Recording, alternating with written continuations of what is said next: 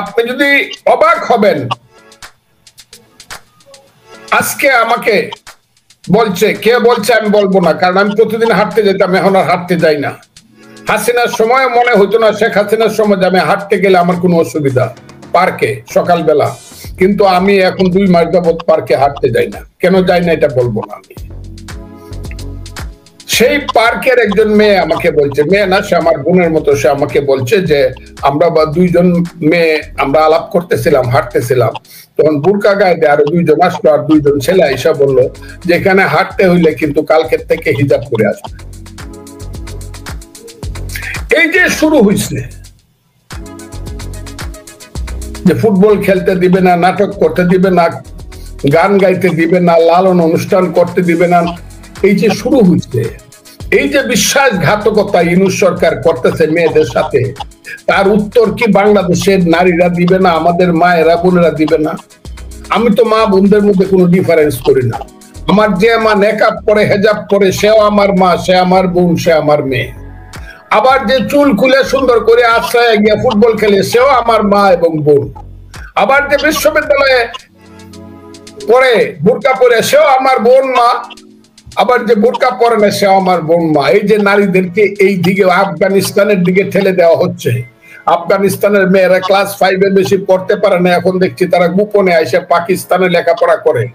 এই দেশটা কি এই মধ্যযুগের দিকে নিয়ে যাওয়ার জন্য 5ই আগস্ট হয়েছিল কিনা আমি আন্দোলনকারী সন্তানদেরকে জিজ্ঞাসা করতে চাই। তোমরা এই দেশটাকে কোথায় নিতে চাও, এটা দয়া করে বলো তোমরা, না হলে আমাদেরকে মেরে ফেলো। তোমরা এসে ব্রাশ ফায়ার করে আমাদেরকে মেরে যাও যে তারা এই পৃথিবীতে কেন জন্মগ্রহণ করে, যুদ্ধ করে কেন দেশ স্বাধীন করছে। কিন্তু বাঙালি জাতি সত্তার লোক 99%। যতদিন বাঙালি থাকবে আওয়ামী লীগের রাজনীতিতে থেকে যাবে। ধন্যবাদ স্যার আপনাকে। আমি একটা যে কথাটা 1 মিনিট না হলে ভুল হবে। আর যতদিন এই দেশে কিন্তু 92% মুসলিম, জি, 92% মুসলিমের দেশ, জামাত থাকুক আর না থাকুক, এখানে ধর্মের নাম, ইসলাম ধর্মের নামে রাজনীতি থেকে যাবে, এটাকে বাধা দেওয়া যাবে না। আমি বলছি, আজকে বলি ছাত্রলীগকে নিষিদ্ধ করা হয়েছে, ইতিহাসের একটা অংশ ছাত্রলীগ, ওরা অনেক খারাপ কাজ করছে, আমার সন্তান তুল্য, তারপরও কোন সংগঠনে নিষিদ্ধ হোক এটা আমার দল চায় না, আমি চাই না, কেউই না, এবং সে নিষিদ্ধ করে কাউকে রাখাও যায় না। এখন কোন নিষিদ্ধের পক্ষে আমরা না। কাজে ছাত্রলীগ, আমি জানি না, বাংলাদেশে হয়তো বা একটা সময় যাবে যে সময়টা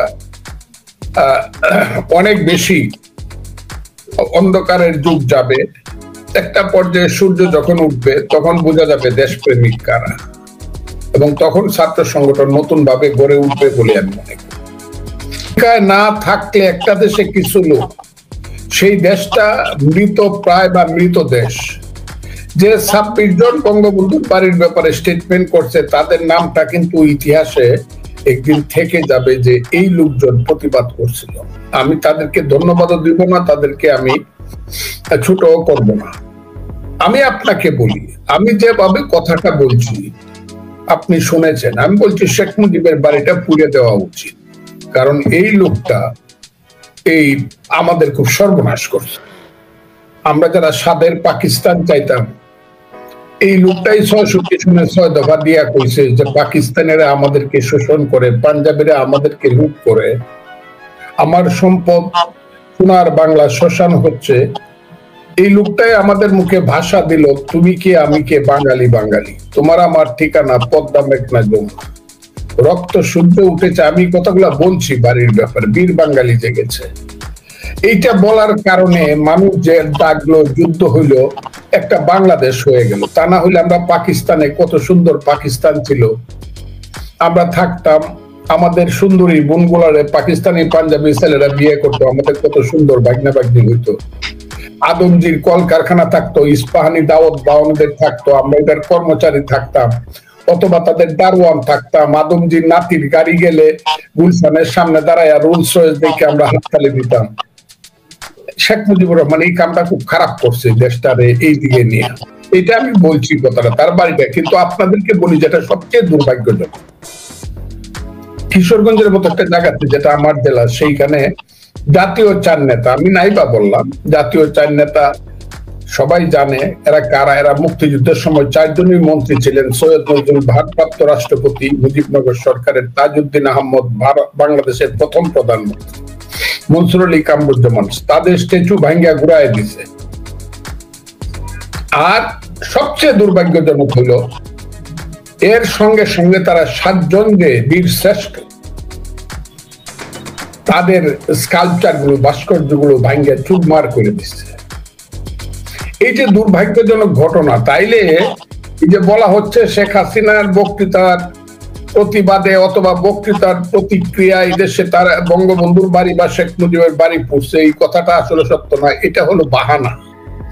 আসল কথাটা হলো এই বাহানাটাকে সম্বল করে মুক্তিযুদ্ধের সমস্ত চিহ্নকে দেশ থেকে উৎখাত করে দেওয়াই হলো তাদের আসল উদ্দেশ্য।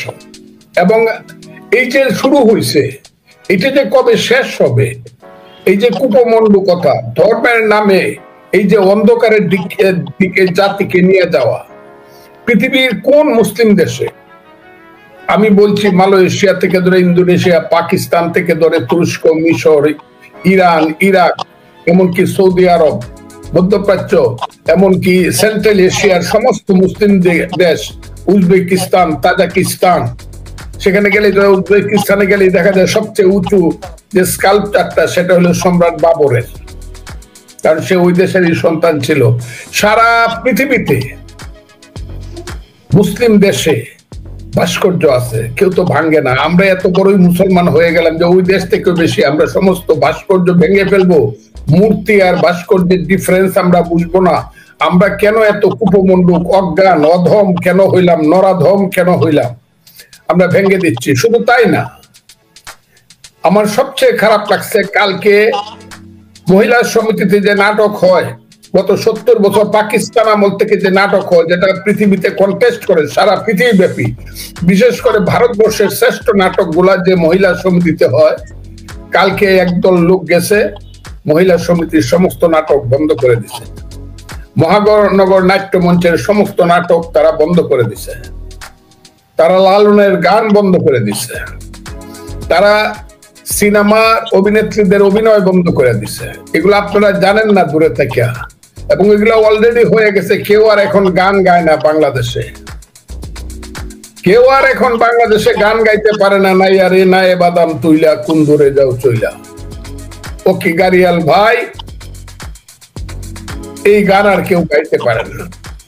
এখন আর গান গাওয়ার কিছু নাই। এখন মেয়েদেরকে ফুটবল খেলতে দেওয়া হয় না। এই সরকার, ইউনূস সাহেবের সরকার, মেয়েদের সাথে সবচেয়ে বড় বিশ্বাসঘাতকতা করছে।